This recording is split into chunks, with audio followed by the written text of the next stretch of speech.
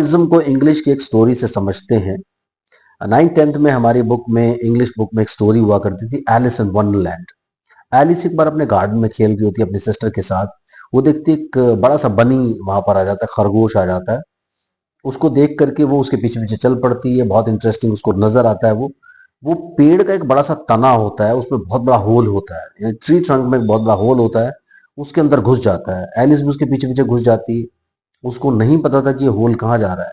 Ultimately उस whole के अंदर चलते चलते चलते चलते एलिस एक डिफरेंट वर्ल्ड में पहुंच जाती है, जहां मशरूम बोल रहा है, कैटरपिलर बोल रहा है, एनिमल्स बात कर रहे हैं आपस में। बड़ा कलरफुल वर्ल्ड हो गया, जैसा कि आप कार्टून पिक्चर्स में या कार्टून एपिसोड्स में देखते हैं। यूजुअली जब आपको बच्चा कार्टून देख रहा होता है तो बड़ा इंटरेस्टिंग सा उसको वर्ल्ड लगा। फैंटेसी से भरा वो वर्ल्ड था, जिसमें जा करके वो हिप्नोटाइज हो गई पूरी तरह से। इन द सेम मैनर जब आपको बच्चा कार्टून देखता है, बहुत ज्यादा एनिमेशंस देखता है, चाहे वो एनिमेशंस पे राइम्स देख रहा है, चाहे वो कुछ और देख रहा है, चाहे वो कोई स्टोरीज देख रहा है, या फिर कुछ प्लेज आते हैं, कुछ सीरियल्स आते हैं, उनको देखता है बच्चा, कई सारे एपिसोड्स आते हैं रेगुलरली। तो उनको देखने के बाद, कार्टून कैरेक्टर्स को देखने के बाद बच्चा फैंटासाइज हो जाता है। और जैसे वो नॉर्मल वर्ल्ड में होता है, धीरे धीरे धीरे धीरे वो इतना स्ट्रांगली बच्चे को हिप्नोटाइज कर लेता है वो वाला वर्ल्ड, कि उसे हर वक्त वही वर्ल्ड दिखाई देता है। आपने देखा होगा बच्चा खड़े खड़े घूमने लगता है, कुछ पकड़ने की कोशिश करता है, इधर भागता है उधर भागता है। लेकिन आपको लगता है कि यार ये ऐसा क्यों कर रहा है, इतना सब कुछ क्यों हो रहा है। तो सच्चाई ये है कि ऐसा इसलिए हो रहा है क्योंकि उसको वो सारे कैरेक्टर्स इमेजिनेशंस में दिखाई देते हैं। जैसे भूतनाथ पिक्चर आप देखते हैं, उसमें आप देखते हैं बच्चा किसी से बात कर रहे हैं, लेकिन आपको तो दिखाई नहीं दे रहा। इस इन द सेम मैनर बच्चे को ये सारे कैरेक्टर्स अपने आसपास दिखाई देते हैं। बच्चा फैंटासाइज फील करता है, हिप्नोटाइज फील करता है। वो इन कैरेक्टर्स के पीछे भागने की कोशिश करता है, बैठे बैठे वो लाइट की तरफ देखेगा, क्योंकि लाइट उसे स्क्रीन की फीलिंग देती है। उस लाइट में फिर वो अपनी इमेजिनेशंस को देखता है। तो साइड कॉर्नर कई बार यूं कर करके देखना शुरू करता है।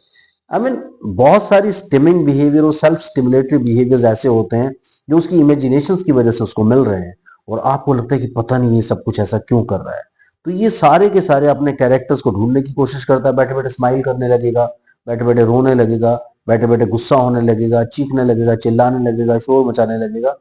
तो वो एक्साइटमेंट जो आती है इन सारे कैरेक्टर्स की वजह से, जो उसने स्क्रीन पर देखा, और इतनी स्ट्रॉन्ग इमेजिनेशन उसके आसपास घूमती रहती है, उनकी वजह से ये बच्चा भी वंडरलैंड में चला जाता है। अब वंडरलैंड में जाने का तो इनके पास बड़ा आसान होता है, लेकिन इनको निकाल के कैसे लाया जाए ये एक बहुत बड़ा चैलेंज बन जाता है।